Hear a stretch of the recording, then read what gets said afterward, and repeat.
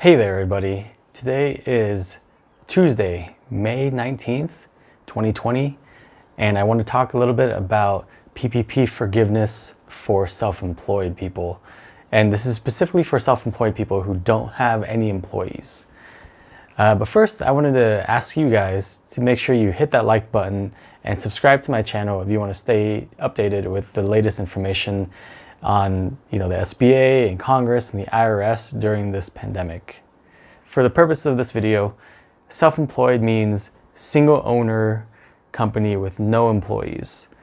That means you file taxes on your 1040 Schedule C, and that means that you're either a sole proprietor or a single member LLC with no special elections. Now, you probably got your PPP from your 2019 net income. Unless you're a seasonal business, you might have worked it out with your lender to figure out what that calculation would be. But for the purpose of this video, let's just say you're a normal business and you don't have any seasonality and your business was fairly consistent for 2019 and the beginning months of 2020. So you use your 2019 net income to calculate your loan amounts. For the purpose of forgiveness, we're going to use the same calculation or the same income number that you used to receive the loan in the first place. And before I do that, I want to talk about what the covered period means, because that's on the forgiveness application. The covered period is just a time from when the PPP loan was dispersed to you, and then it ends 56 days later or 8 weeks. So during that time is when you have to be making those eligible payroll expenses and rent and mortgage and utilities. That's called the covered period. So for self-employed folks who don't have employees, you obviously don't have payroll expenses. So what would be considered an eligible payroll expense for you is just 8 weeks of your net income from 2019 or from the number that you use to get your loan amounts. But again, for this purpose, we're just using 2019 figures. If you had $12,000 of net income in 2019, let's say that's your total income, what you want to do is figure out what 8 weeks of that is. Divide by 52 times 8, and that is your maximum forgivable amount for the payroll portion.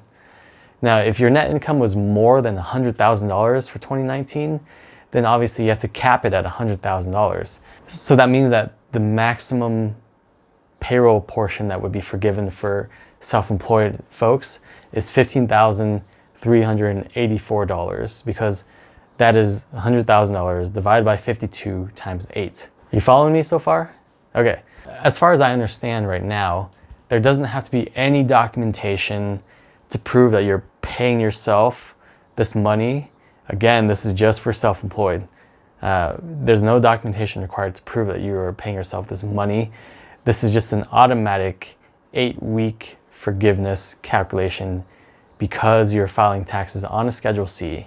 That means that there's still between 25 and 30% left of the PPP that needs to be accounted for forgiveness. And that can be applied towards mortgage or rent or utilities then these are qualifying mortgage, rent, and utilities.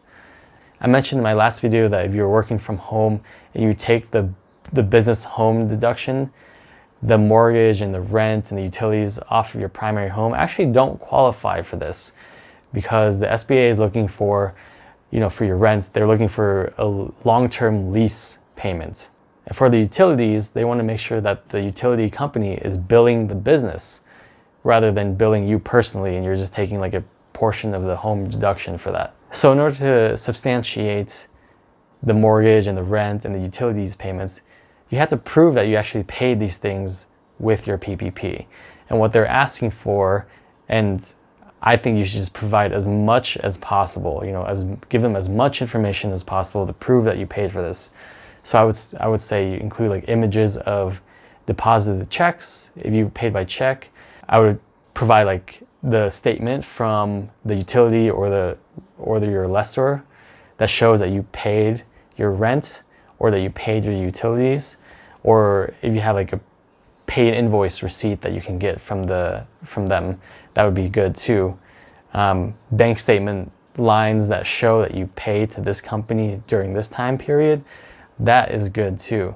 And I don't think you should do just one of these things. I think you should try to get all of these things if possible to submit with your application, because you don't want anything holding you back from getting these funds forgiven. Now, if you are working out of your home and you do take the business home office deduction and you don't really want to deal with this, then I recommend just paying the rest of the money back, because you're going to have to anyway.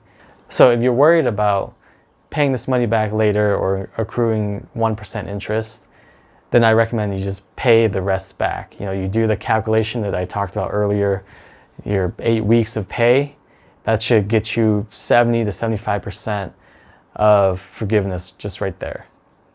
And then anything above that, if you don't have qualifying rent, mortgage, or utilities, then you'll have to pay it back. So I recommend just paying it back now if you don't want to accrue the 1% interest. Now, the last thing I want to talk about is the EIDL grant, or also known as the EIDL advance. This is the $1,000 to $10,000 advance that people applied for that come before the grants portion. Now, this actually affects the amount of the forgivable PPP. If you applied for and received the EIDL advance, the amount that you received will have to be subtracted from the amount that is forgiven from your PPP. If you got a $5,000 advance and you calculated your payroll, or if you got a $5,000 advance and you calculated that your forgiveness amount for the PPP will be $15,000, well, you have to subtract $5,000 from the $15,000. That means that only $10,000 of your PPP will be forgivable. So just keep that in mind. If you got the EIDL advance, that will affect your PPP forgiveness amount.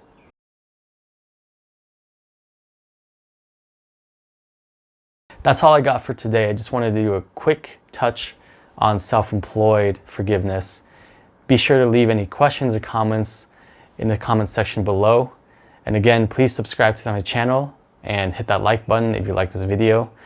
Also, I did start a Facebook group a while ago, maybe a month or two ago, and I've been keeping folks in that group up to date with what's going on and everything.